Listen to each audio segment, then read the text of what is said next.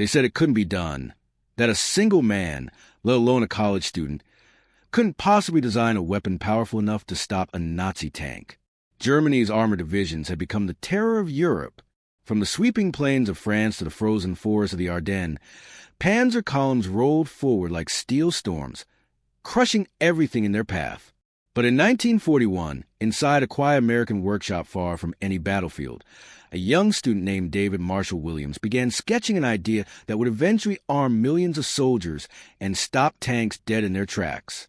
This is the story of the man who defied the experts, who turned a college project into one of the deadliest anti-tank weapons of World War II.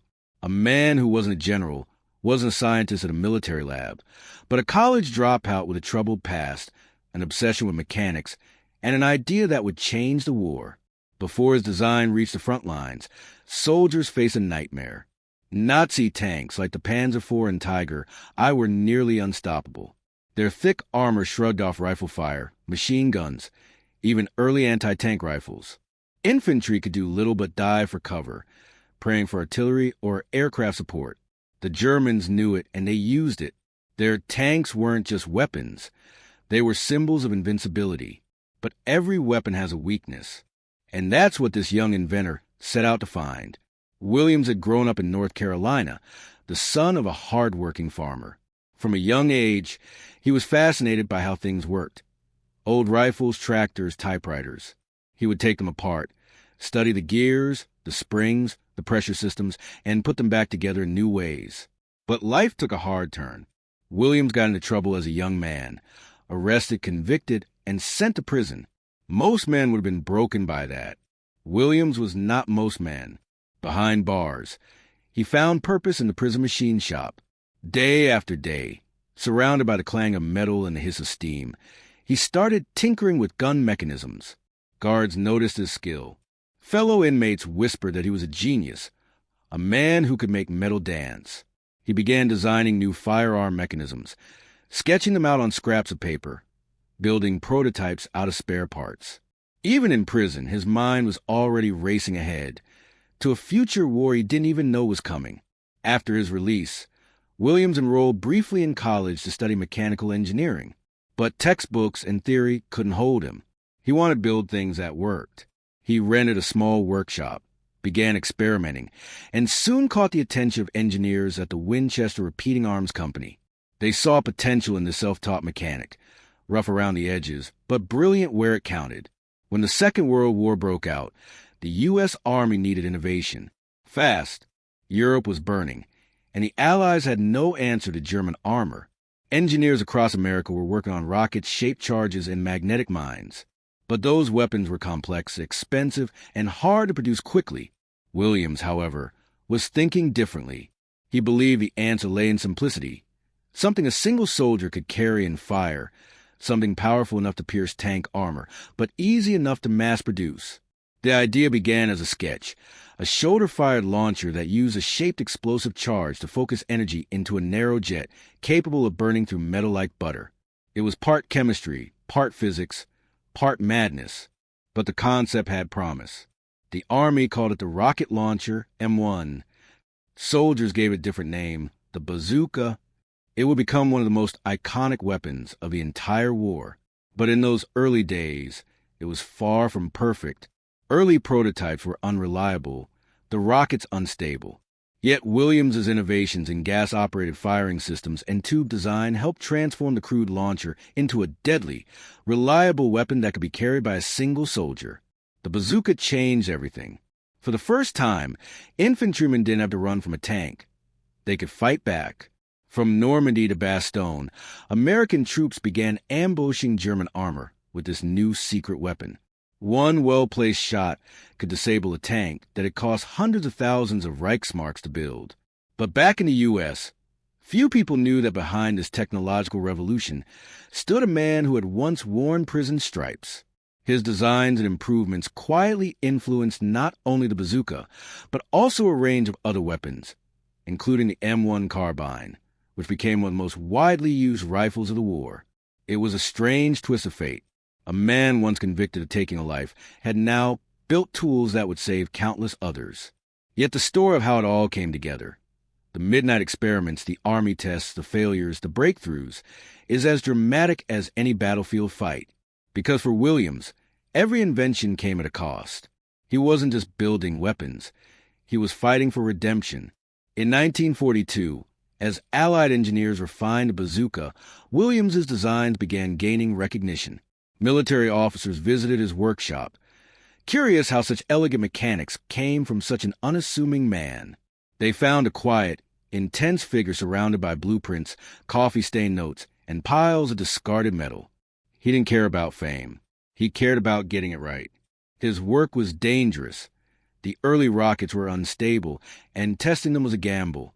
More than once, fragments whizzed past his head, shattering glass and punching holes in the workshop walls. But he kept going, because he believed deeply that somewhere in his designs was a key to stopping the war machines tearing Europe apart. And he was right. The next phase of the story would take his invention from a quiet workshop to the battlefields of Tunisia, Sicily, and Normandy, where soldiers would learn just how powerful one man's idea could be. What started as a college student's experiment would soon turn into a weapon feared by every German tank commander in Europe. But how did this invention make it to frontlines? How did a small, improvised launcher evolve into the iconic bazooka that shaped modern warfare?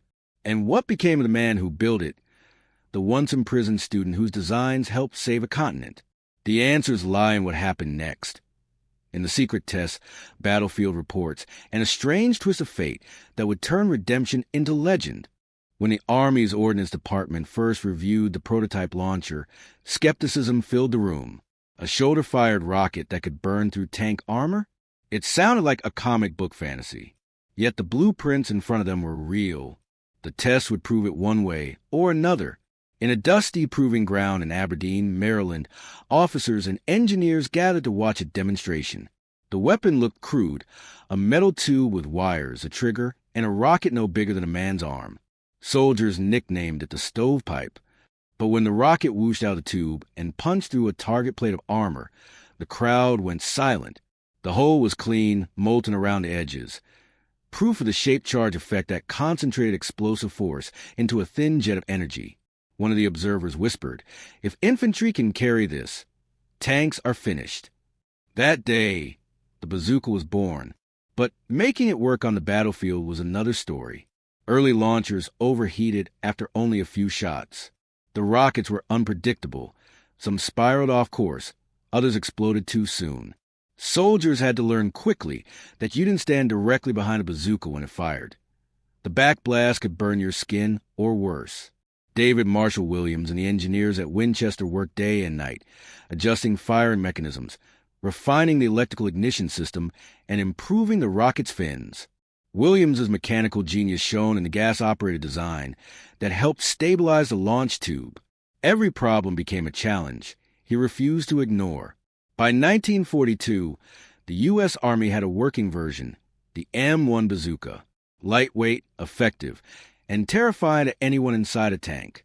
Soon, American troops were testing it in North Africa against German and Italian armor.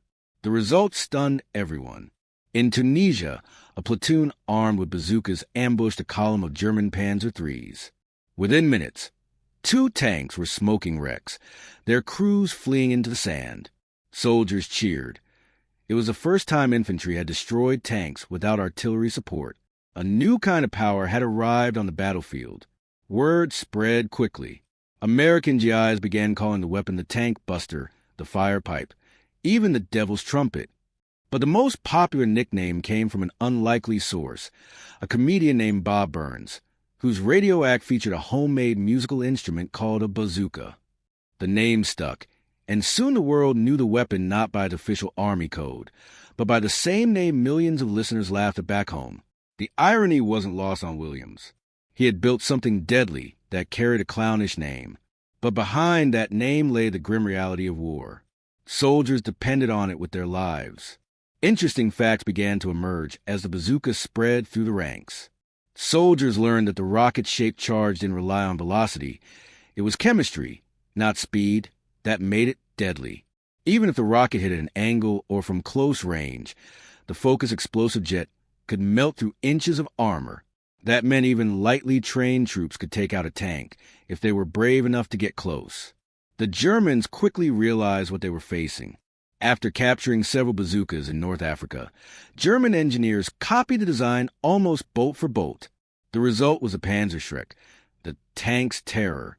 It was larger, heavier, and fired an even bigger rocket, but its DNA came straight from that American invention. In a strange twist of fate, Williams's creation was now being used by both sides of the war. Back home, production skyrocketed. The U.S. was manufacturing thousands of bazookas every month. Assembly lines roared, women riveted metal tubes, and boxes of rockets shipped out to every front, from Europe to the Pacific. One fascinating detail often overlooked. Each bazooka rocket was hand-checked for imperfections, because even a small crack could make it detonate inside the tube. The Army trained operators meticulously how to load, aim, fire, and duck away from a blast. There was no margin for error. In Europe, the weapon became an equalizer. At Normandy, U.S. paratroopers used bazookas to hold off German counterattacks on D-Day. In the hedgerows of France, soldiers hid in ditches and waited for the rumble of tanks, holding their breath as shadows passed. A single pull of the trigger could turn a steel beast into a burning coffin. In the frozen Ardennes, during the Battle of the Bulge, bazooka teams crawled through snow and smoke, firing from doorways, foxholes, even church ruins. German tank commanders grew paranoid, ordering their infantry to sweep every village before rolling in. One officer wrote in his diary, "The Americans hide with their pipes of death. Every shadow could destroy a tank." And the story gets even more incredible. Williams's innovations didn't stop there. His mechanical ideas inspired designs for other small arms, most notably the M1 carbine, a lightweight semi-automatic rifle that became the most widely issued weapon to U.S. troops after the M1 Garand. His short-stroke gas piston system was revolutionary, making rifles lighter, cleaner, and more reliable. Though he wasn't the only mind behind the carbine, his contribution was undeniable. The same principles that made the bazooka's firing mechanism efficient found new life in small arms engineering. Soldiers loved the carbine for its simplicity, and many didn't know they were holding the legacy of a man once written off as a criminal. Historians often debate how much of the bazooka's final design belonged directly to Williams, since several inventors and Army engineers contributed. But what's clear is this: his innovations were key to making the system practical and mass-producible. Without his mechanical solutions, the weapon might never have worked as smoothly as it did. There's another remarkable twist. The bazooka's invention inspired similar designs across the world. The British developed the PIT, a heavy spring-powered launcher. The Soviets created their own versions using capture samples. Even decades later, the core concept evolved into modern rocket launchers like the RPG and Law systems. Every shoulder-fired anti-tank weapon today carries a bit of that original DNA, the same spark born in an American workshop from a student's vision. Back in the U.S., newspaper stories began to circulate about the mysterious inventor from North Carolina. From prison to patriot, one headline read, "Ex-convict builds gun that saves lives." Williams's story became a symbol of redemption, proof that genius could rise from anywhere, even behind bars. He was offered positions with major arms companies and even consulted for Hollywood films. In 1952, MGM released a biopic called Carbine Williams, starring none other than James Stewart. It portrayed him as the quiet hero who invented the gun that helped win the war. The film took liberties, of course. Hollywood always does, but the heart of the story was true. Williams had taken a second chance at life and turned it into something extraordinary. His journey from inmate to inventor reflected a simple truth. Sometimes the people who change the world aren't the ones with the cleanest records or the fanciest degrees. They're the ones who never stop building, never stop believing that they can fix what's broken. As the war went on, soldiers wrote letters home about their experiences with the bazooka. Some described it as their lifeline. Others admitted they were terrified of using it. The backblast, the smoke, the deafening roar. But they all agreed on one thing. It worked. It gave them a fighting chance against machines that once seemed unstoppable.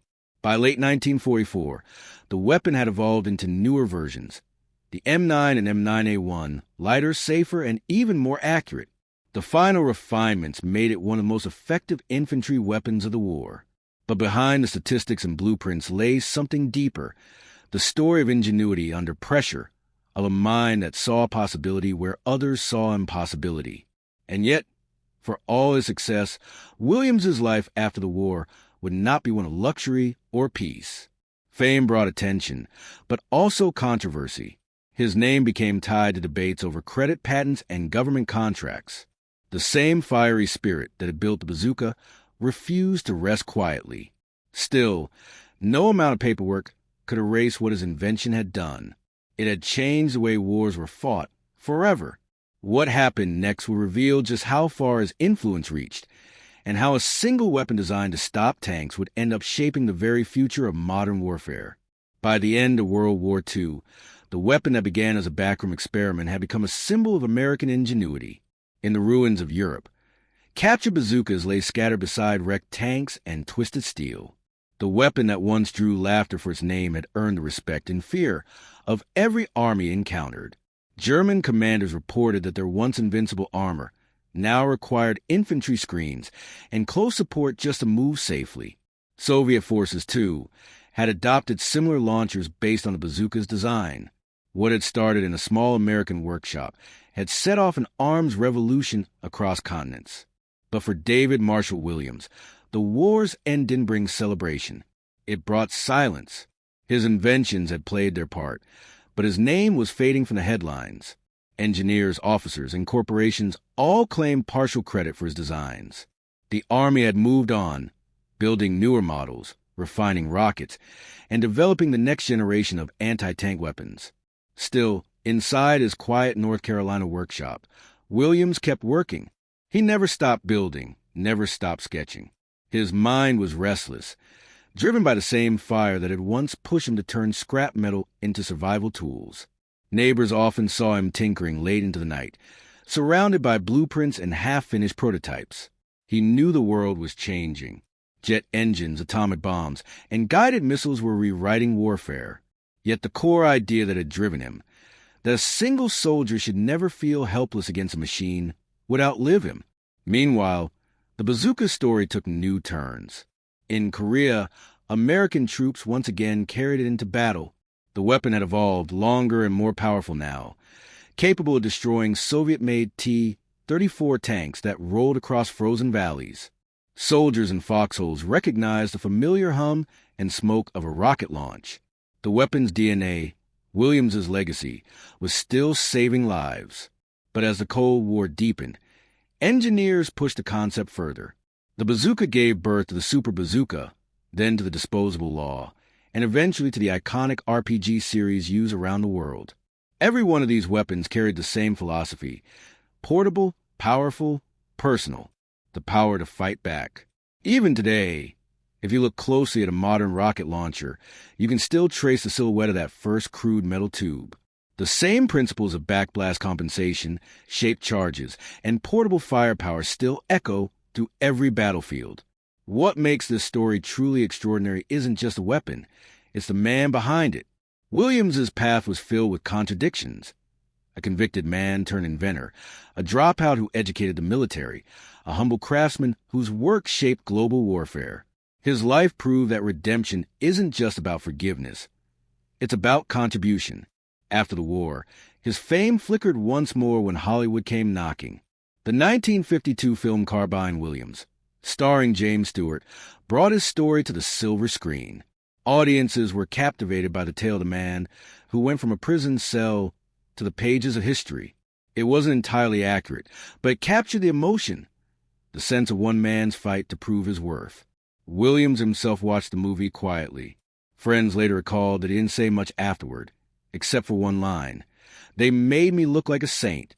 I was never one. I just wanted to build something that worked." He continued to invent throughout the 1950s and 60s, working on new firearm mechanisms, patents, and designs. But his health began to decline. The world had changed. His kind of hands-on, intuitive engineering was giving way to computer modeling in corporate labs. Yet he never lost that spark of curiosity. In his later years, He reflected on how the bazooka had altered the face of combat. Before it, infantry faced tanks with little more than courage and grenades. After it, no tank could ever move without fear of what might be waiting in the next hedgerow. It was the beginning of the end for the age of invincible armor. In 1975, David Marshall Williams passed away at the age of 90.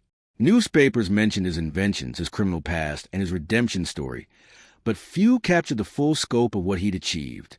He had not only changed the outcome of a war, he had changed the way wars would be fought forever.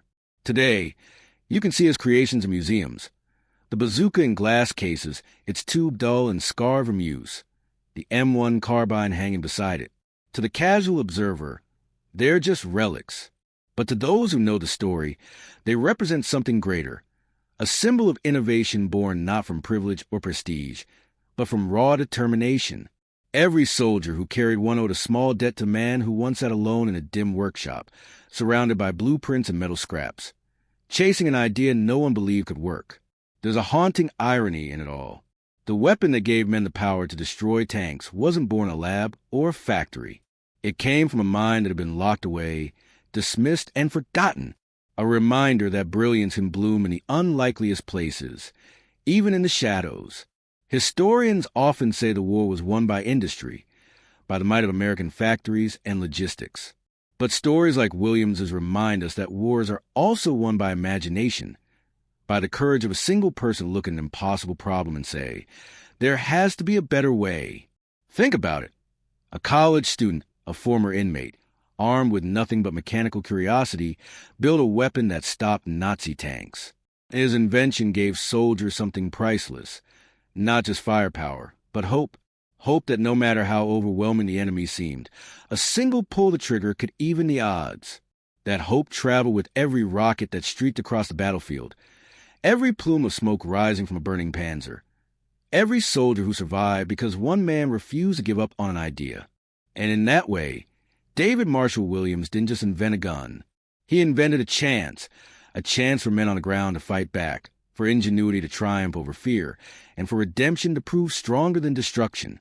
It's easy to overlook stories like his in the shadow of great generals and grand strategies. But behind every war machine, every weapon that turned the tide, there's always a mind, one spark of inspiration that changes everything. Williams' story reminds us that innovation doesn't ask for permission. It doesn't care where you come from or what you've done. It asks only that you keep building, keep trying, and keep believing that even the smallest invention can alter the course of history. So the next time you see an old photograph of a soldier aiming a bazooka, remember what you're really looking at. Not just a weapon, but the legacy of a man who refused to be defined by his past. A college student who dared to dream of a way to stop Nazi tanks, and, against all odds, succeeded.